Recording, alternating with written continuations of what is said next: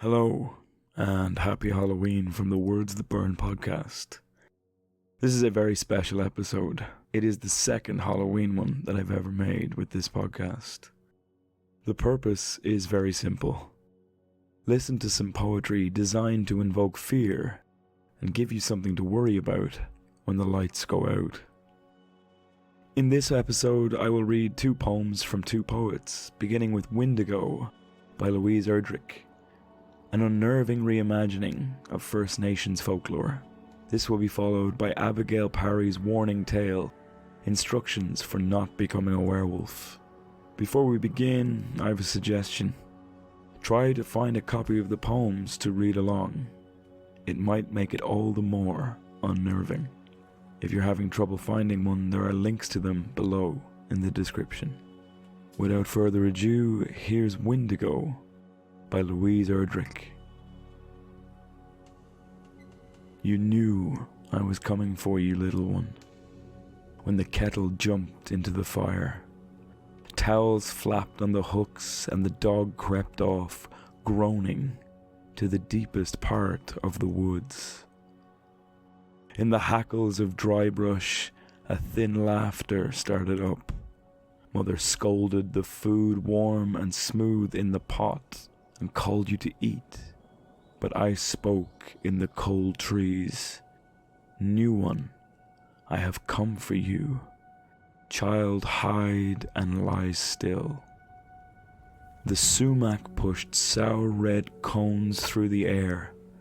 Copper burned in the raw wood. You saw me dragged toward you. Oh, touch me, I murmured, and licked the soles of your feet. You dug your hands into my pale, melting fur.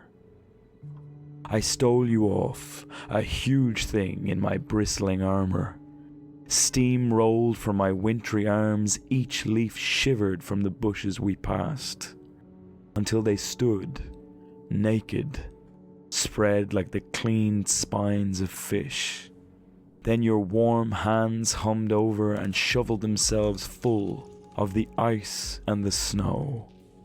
I would darken and spill all night running, until at last morning broke the cold earth, and I carried you home, a river shaking in the sun. From those opening lines, there is no doubt in the mind of the listener that this is a truly vile creature with some ill intent. But to make sense of the events unfolding here, we must read the epigraph at the beginning of the poem. For Angela. The Windigo is a flesh-eating, wintry demon with a man buried deep inside of it. In some Chipaway stories, a young girl vanquishes this monster by forcing boiling lard down its throat, thereby releasing the human at the core of ice. The Windigo, or Wendigo, is a creature of First Nations folklore and myth. The Windigo is a myth among the Algonquin-speaking peoples of Canada. The creature is considered a spirit of hunger and decay that haunts the wilderness. It is sometimes said to possess the body of a man, as depicted in this poem. Other times it is said to be the result of the transgression of cannibalism. Further to that again, it is sometimes the manifestation of death and hunger in the forest. Here is a description given to academic Jonathan Basil by an Ojibwe teacher. The Wendigo was gaunt to the point of emaciation, its desiccated skin pulled tightly over its bones. With its bones pushing out against its skin, its complexion the ash grey of death, and its eyes pushed back deep into their sockets. The Wendigo looked like a gaunt skeleton, recently disinterred from the grave. What lips it had were tattered and bloody, unclean and suffering from the suppuration of the flesh. The Wendigo gave off a strange and eerie odour of decay and decomposition, of death and corruption. Unfortunately, when researching this, I could not find the name of the Ojibwe teacher who told this tale. From this description, we see it as a true creature of nightmare. The vivid language makes its presence in this poem all the more terrifying. Louise Erdrich is a member of the First Nations, and her work often deals with Native American themes and concepts. It is likely that she heard these tales of the Windigo as a child, and it's not surprising that they stayed with her. The poem is told from the point of view of the Windigo, which builds the suspense even more. Like a first-person shot from a movie, we, the listener, are left on edge and helpless, knowing exactly what is about to happen, but powerless to stop it. The opening line, "You knew I was coming for you, little one," creates an instant hooking tension. Everything in the brief scene seems to respond to that tension. The kettle jumps into the fire. The towels are restless on their line. Even the dog senses what's coming and slinks off to hide. Everything in that tiny campfire scene is pulling away from the Windigo just out of sight. The entire first stanza is a masterclass in building atmosphere. In the second stanza is a disappointed mother who fails to understand why her child isn't eating. She is unaware of that something that lurks just outside the campfire circle. Yet again, the reader is left feeling frustrated, knowing what they do. They are infuriated by the mother's lack of awareness. It is another classic moment of horror, the ignorance of the participant. Erdrich continues her tension building with the rushing of reeds and long grass in the dark, broken only by a sinister laugh. It is a snare, ramping up our expectation. The creature begins to speak and foretell its grim intent, but only the child, a baby, a new one, can hear it. She is prompted to hide and lie still by the creature, a classic pose of fear. In the following stanza, the tension reaches a fever pitch as the fetid thing emerges from its hiding. The imagery here is almost palpable, the blood-red sumac turning the air sour, that sour smell seeming to complement the stench around the rotting Windigo. Copper burning into wood increases the danger and the heat of the jumping kettle in stanza 1. Everything is acting in service of that mounting tension. Then, the reveal. We see how broken the creature truly is as it drags itself forward toward the child, begging for its touch, some kind of human connection. What happens next is unclear. Does the child grab its fur to oblige its request, or to struggle against it? Our instinct as a reader says the latter. The unthinkable happens, and the child is stolen away. We, as an audience, are left bereft. Then, our perception of the creature is changed utterly. It is now a thing in bristling armor. We begin to understand that this is a creature of constant heat, with steam billowing from its wintry arms. It stands in constant contrast to the snowy world around it, an unnatural element of burning pain. The near claustrophobic setting of the campfire falls away, and we find ourselves in a clear but not yet innocent place, where trees stick out like fish spines, the imagery of decay and rot a constant in the poem. What happens next allows us to understand that this tale is perhaps not as sinister as we first thought. In the final stanza, a grueling metamorphosis of healing is found.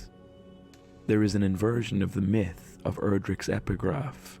The young girl shovels soothing snow, as opposed to boiling lard, on the beast's furnace-like heart, a departure from the icy core she originally described. The process seems like a torture for the creature, as it spills darkness and runs fever-like through the night. Ultimately, though, the child's action is its salvation. The it of the Windigo becomes a he, and in turn, he regains his humanity. The final image is one of true calm. And I carried you home, a river shaking in the sun. The man is shaken, but the girl is safe, and the pair have found resolution. There are myriad ways to interpret this poem. The Windigo could easily be a stand-in for male rage and losing one's way in it. The imagery of burning is that of a man consumed by rage, constantly at war with his surroundings. The relationship with the child could be viewed as a redemptive one, reflecting that quality of parenthood that brings true calm to some lives. It is the metamorphosis of new responsibility. More than that, it could simply be the recognition of the capacity for violence and terror in the human heart. If you wanted to take a positive, it is the knowledge that our perception of monsters is exactly that, a perception. When we understand more of a tale, those things that scare us are not quite so terrifying. Whatever we might think, at its core, this is a tale of the dual nature of man, and that just beneath the surface of each and every person lurks the capacity for true monstrosity. From a beast of rage to a cursed one, here is Instructions for Not Becoming a Werewolf by Abjgail Parry. You feel it first as an itch in the teeth, a gnarl of nerves coiled too tight, some taut aperture sliding open between the heart and the gut. Precautions must be taken. Do not enjoy too much the quick grey jolt of hair, the split crate thrill of punctured apple skin. High, lonely places wind, the supple creak of oiled leather. Woods are of course best avoided. Copses, spinneys, anywhere in fact, where the strong sweet bulk of horse chestnut crowds too close, where you can raise the wet note of fresh churned earth by digging in the nails. Rivers are not to be trusted. They know too much. They nuzzle the base of cliffs and snout at kitchen doors. They learn from the granite of the hills the pulp of slick black roots and lovely braids unwinding in the weeds. The moon may be looked at in moderation, but don't let it give you any ideas. Fill your house with mirrors, watch the clock, speak often. Do not feel you are safe in the city. There's another under this one. Stop your ears to curlews, vixens, hounds. They've tales to tell if you've the ears. And you've no idea what it is to have ears like mine. What we have in this poem is a celebration of the werewolf myth and the lore that dictates it. It is a simple instruction manual on how to avoid transformation, which becomes a beautiful catalogue of things unseen but always felt. The world of Abjgail Parry's poem is filled with interlocking layers and hidden meaning. In many ways, these hidden meanings are the perfect accompaniment to a werewolf. What is a werewolf but a hidden monstrous creature masquerading as a human? A whole being kept just out of sight.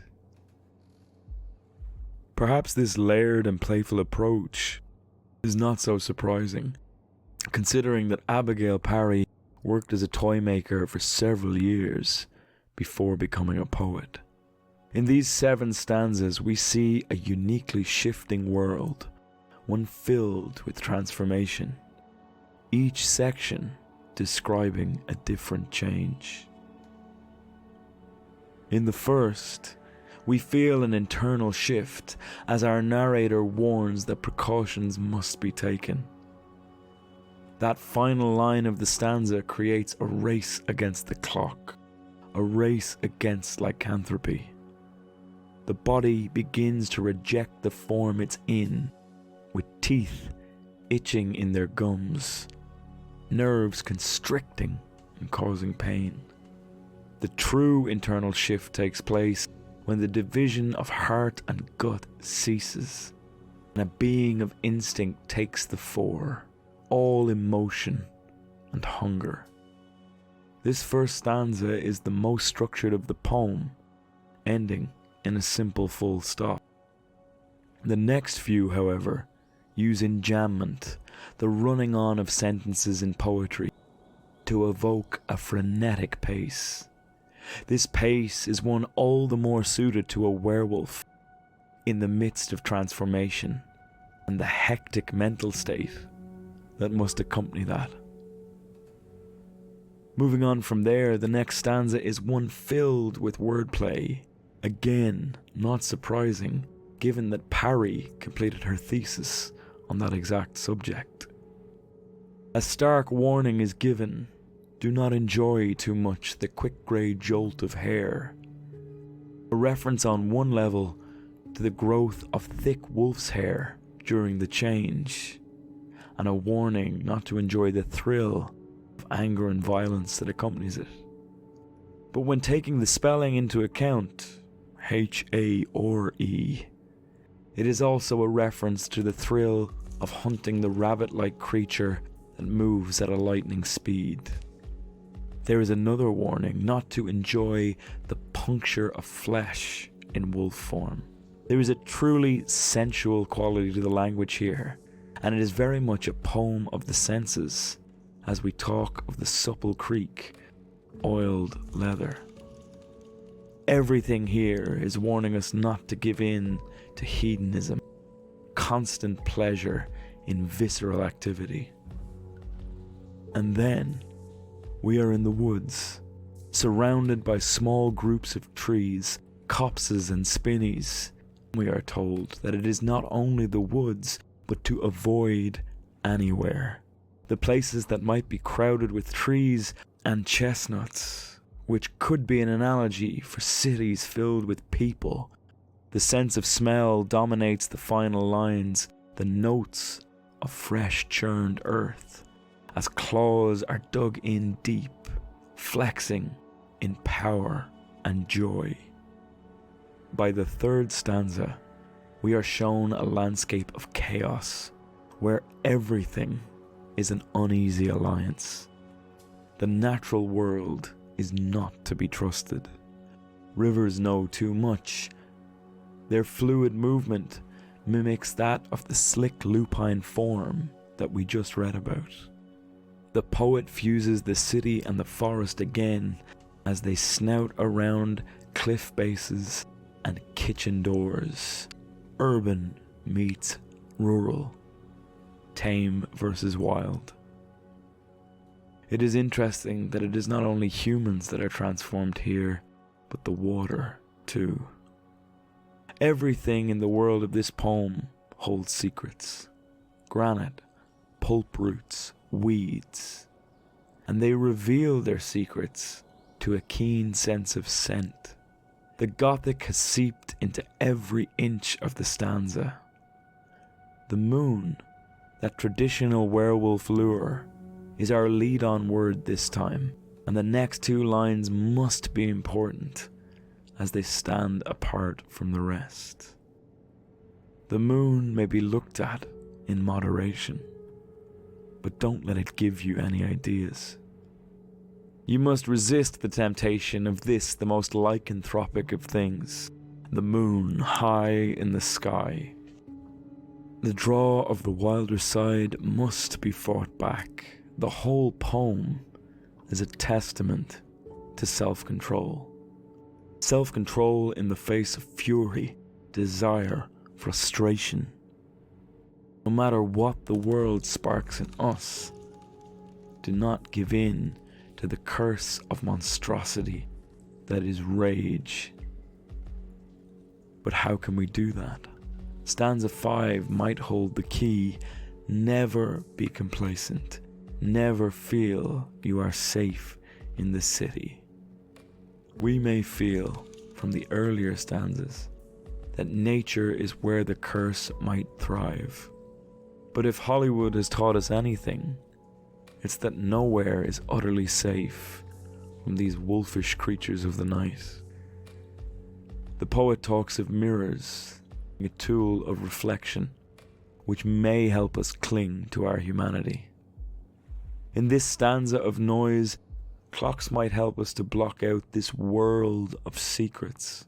But ultimately, we must stop our ears for fear of what might be spilled into them.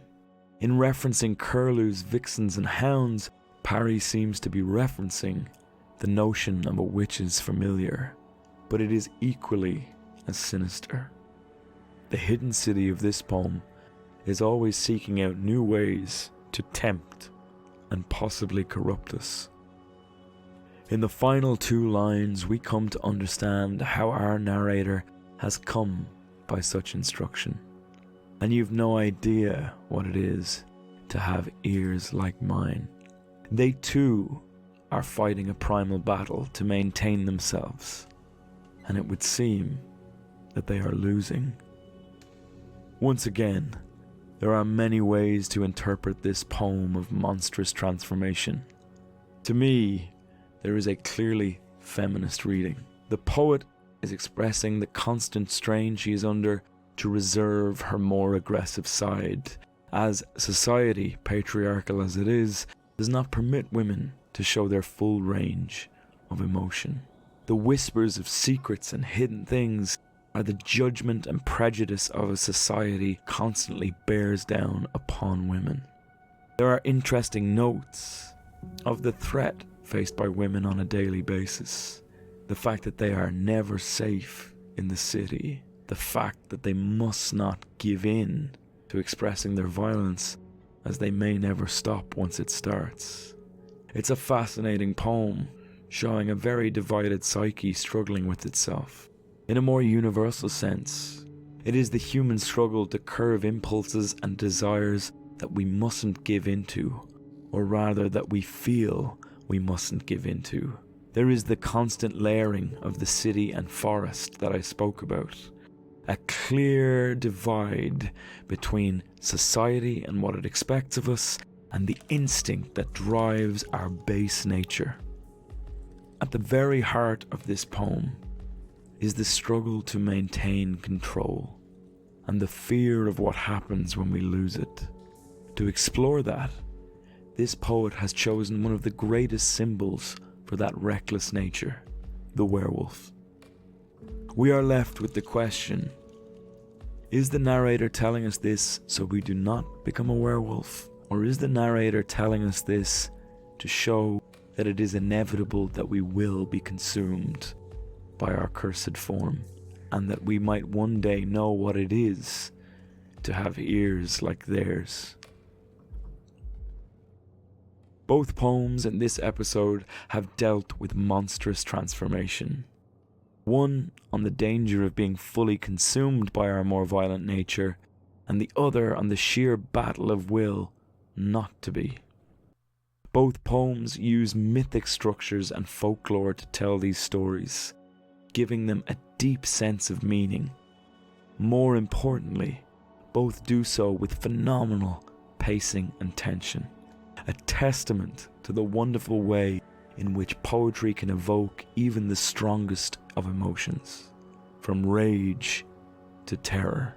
Above all else, as we approach Halloween, these poems serve as a reminder that people and monsters are not so different, and can often be found in the dead of night, stalking hand in hand.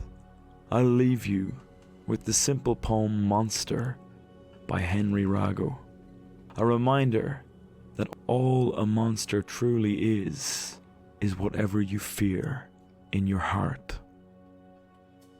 Through a wild midnight, all my mountainous past laboured and heaved with all I had forgotten, until a poem no bigger than a mouse came forth, and with the darkness finally past, we faced each other, begetter and begotten.